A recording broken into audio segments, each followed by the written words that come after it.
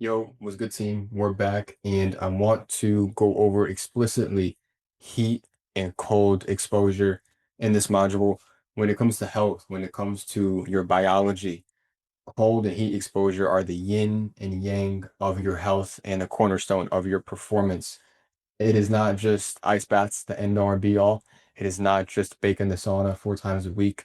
Those are quite surface level. I want to break it down deeper today. And of course, there will be actionable takeaways and action steps at the end of this video in this module to use as takeaways so you can leverage these and increase your health and unlock that edge in your performance. I want to start specifically with cold exposure, and then we will move to heat. Cold exposure, I think, has a bit more benefits and can be widely used by more people. As you know, heat exposure generally does require a bit more investment. Saunas, not everybody has access to one themselves, or doesn't have access to go to one. And a lot of times, fuck it, since I'm already talking about heat, might as well go into heat exposure. Um, as I was saying, when it comes to the saunas, if people don't have access to one directly at home, or they're not in some kind of villa or resort that comes with one, which is excellent as a resource, a lot of times when you try to go to saunas, which I've done personally, within a city or a certain town, which can be very hard depending on where you're living, a lot of the times they are using water that is not clean and that is literally just unfiltered water. It itself has a ton of bad shit in it. Fluoride is in the water, and that's what's coming into the steam that's being released into the sauna, which obviously that's going into your pores. You're breathing that all into your lungs, and that's a really, really, really big problem when it comes to using public saunas.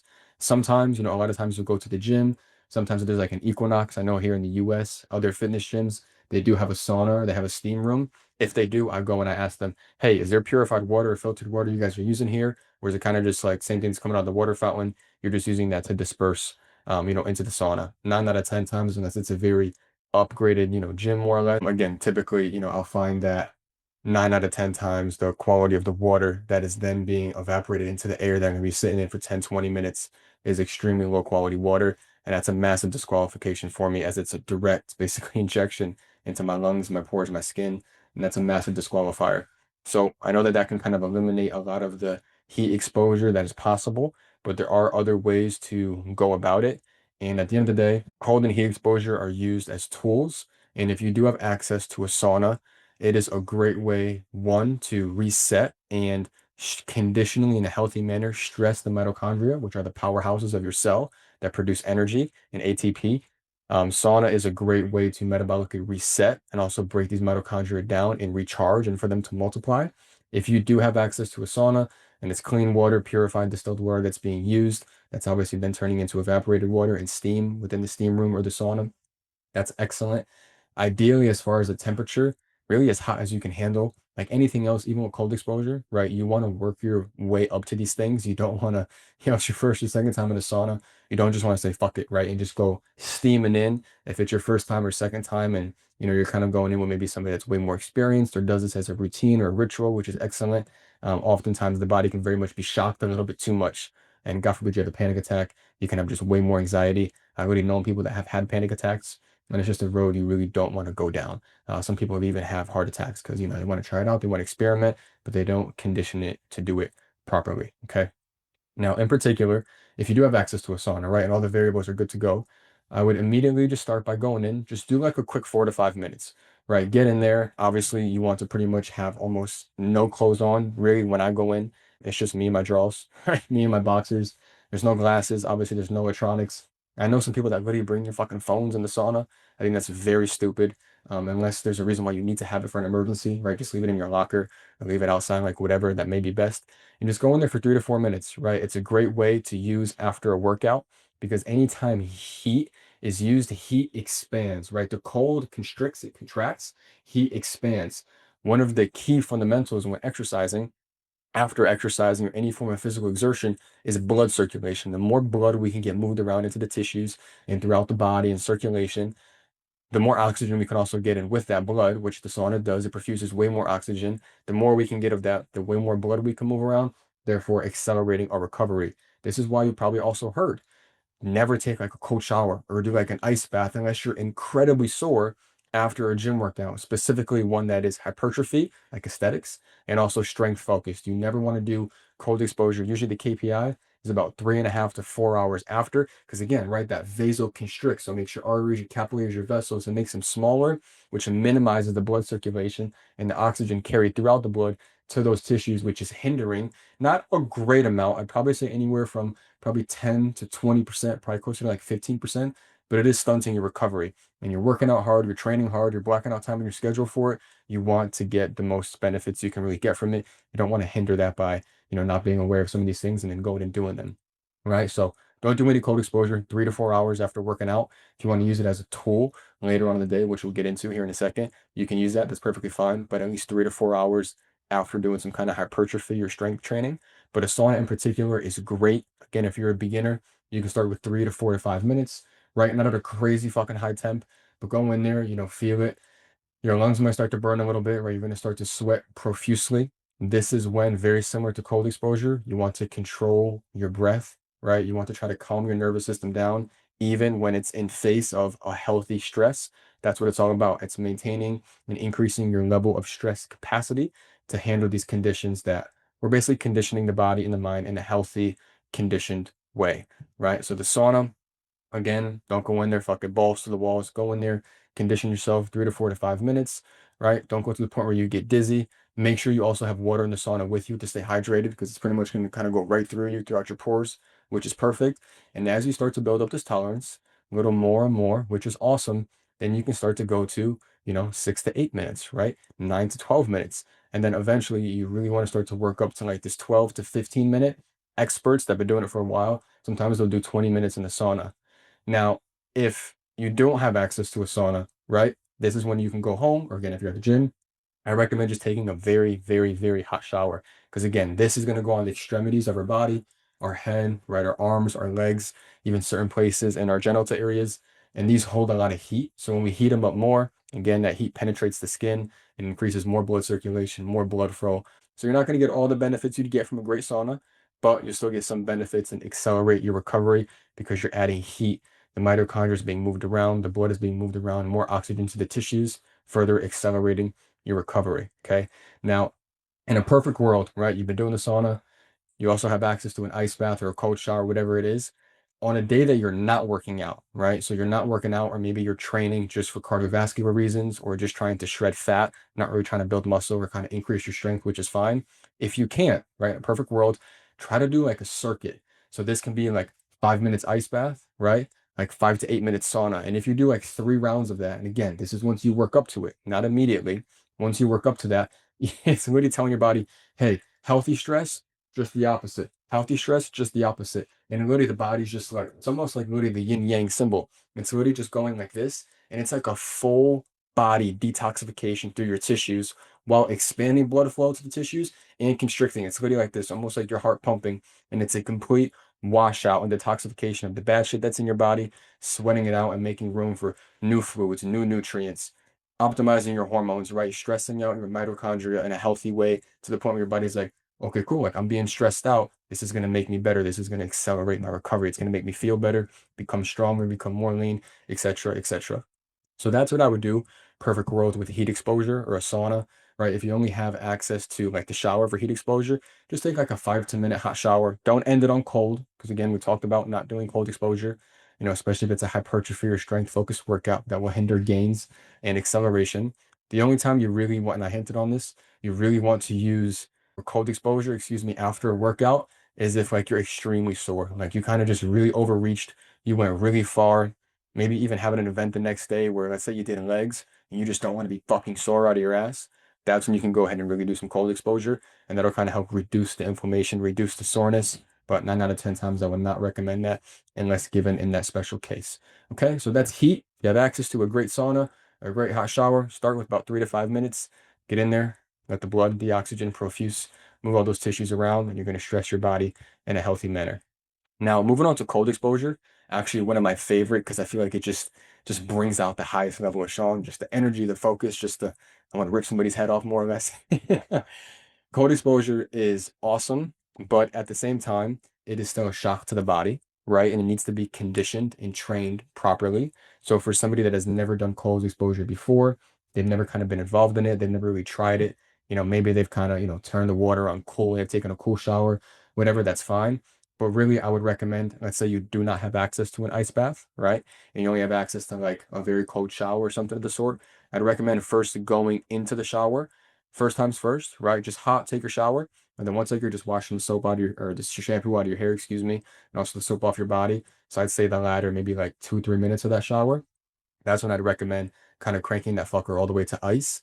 And the key is not just getting cold, but the key is maintaining your breath and training your vagus nerve, which is responsible for the fight or flight parasympathetic or sympathetic nervous system reactions that you have. So the more we put our body under the stress, and I'm going to get into like the metabolic and biological effects that it also has, but specifically on your nervous system, your body's gonna you're gonna get tense. You're gonna start to really start to kind of like hyperventilate. So what I'm looking for, you're gonna hyperventilate. Your body's gonna be like, oh shit, like oh, what's going on here, right? You're gonna want to get out, right? You're gonna want to kind of like take a step back from the water. You're gonna want to start to breathe a lot heavier. The key is to control the stimulus. Train your body. You're basically saying, hey, when high levels of stress, intensity come, I know how to stay calm, cool, and collected.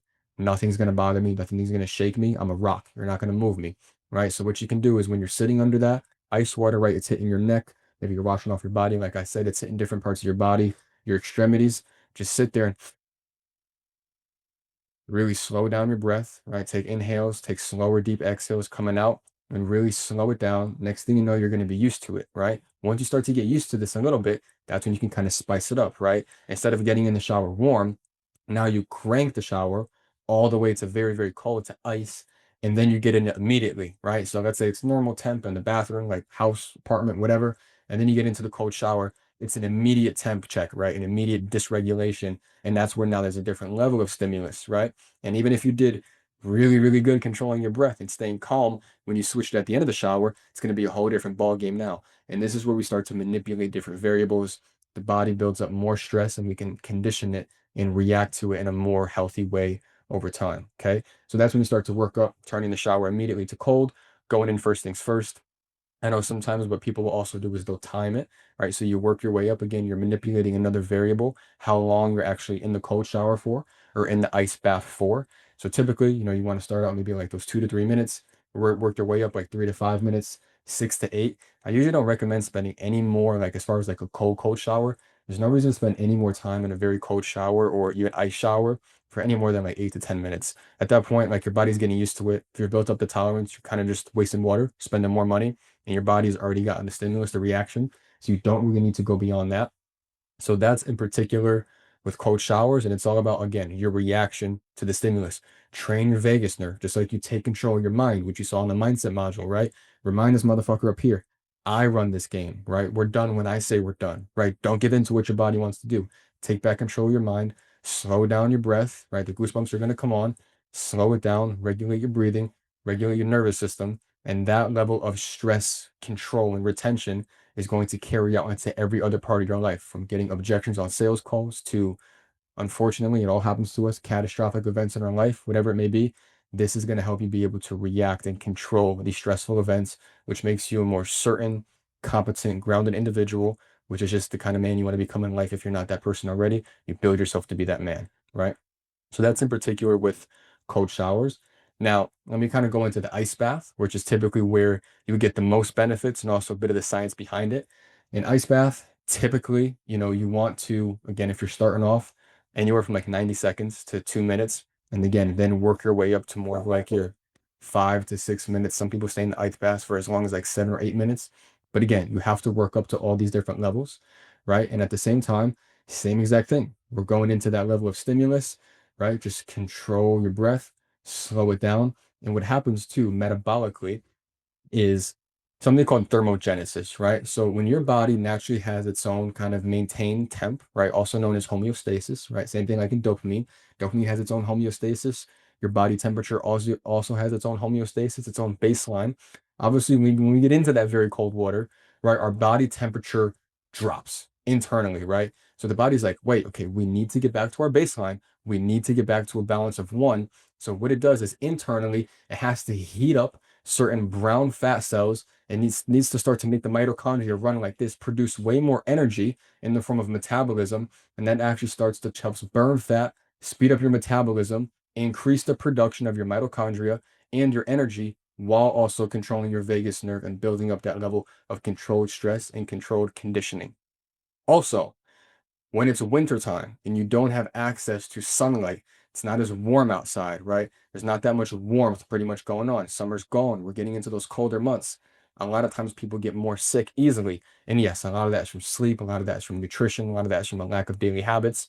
But most importantly, it's because we aren't getting as much vitamin D as we used to. Now, I'm a massive proponent for never taking supplementation aside from creatine monohydrate, a very extremely high quality source of it. But aside from that, one thing I'd recommend, especially getting into the winter months, but you can also do it year round, is taking at least like 10,000 IUs of vitamin D from, again, a quality source, which GM me and I can recommend it. I'll send it over to you, of vitamin D. Because a lot of times when we're not getting out and we're not getting the sunlight, even though there's a bunch of clouds, there's still enough of a cue or signal there to get that sunlight. But a lot of us get lazy, including myself, right? We forget, we slip up.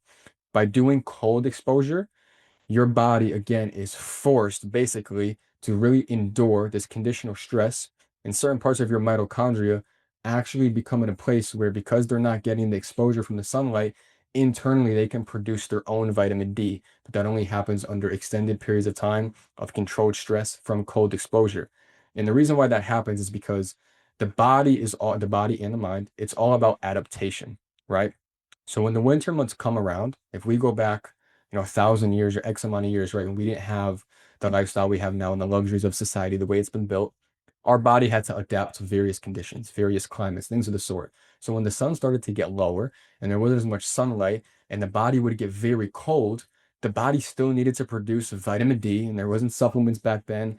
Obviously the people that were back in that time, humans, they didn't know exactly what foods to eat that had vitamin D in it specifically.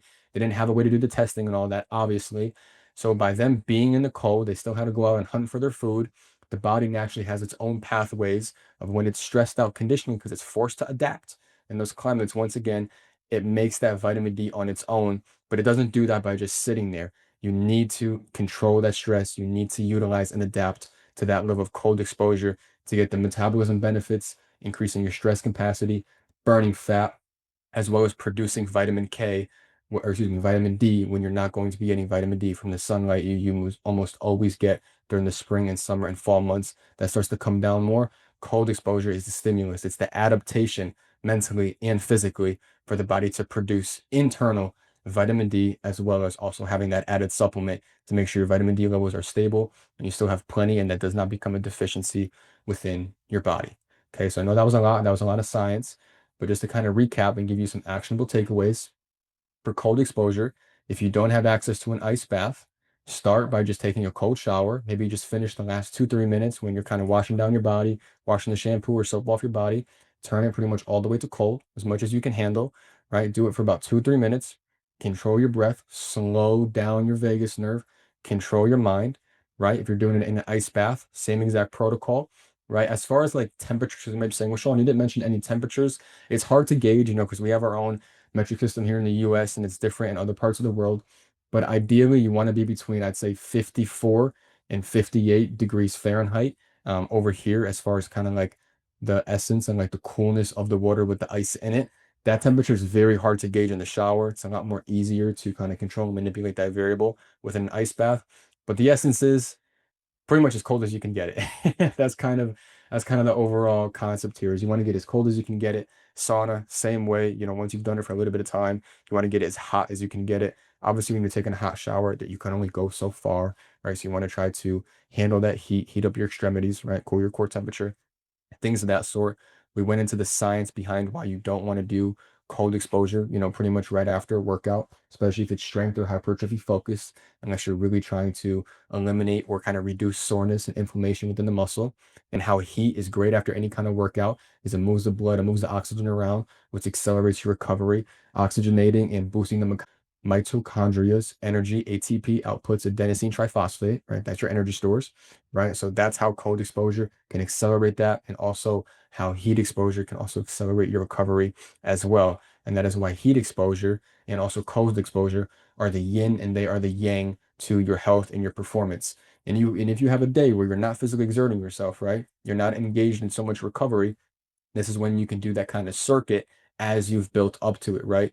where you can do, 5 to 10 minute sauna, 3 to 4 minutes ice bath or cold shower, right? And do 2 to 3 different circuits. And that's like a full body detox, flushing everything out of your body. And then you replenishing it with how you eat. Again, obviously sleeping that night to recover, as well as the nutrients, the macro and micronutrients you put in your body, excuse me, to restore, what it is that pretty much you just detoxify out of your body. So that is the essence of cold and heat exposure. Okay, let me know if you have any questions, right? Post them in the community, send me a DM. I'll answer any questions you may have. And make sure that you start utilizing these things as tools, incorporate them into your lifestyle, and start building up that conditioning. So again, you can unlock that next level and boosting your performance, unlocking that edge in your performance, and just improving and optimizing your health full circle.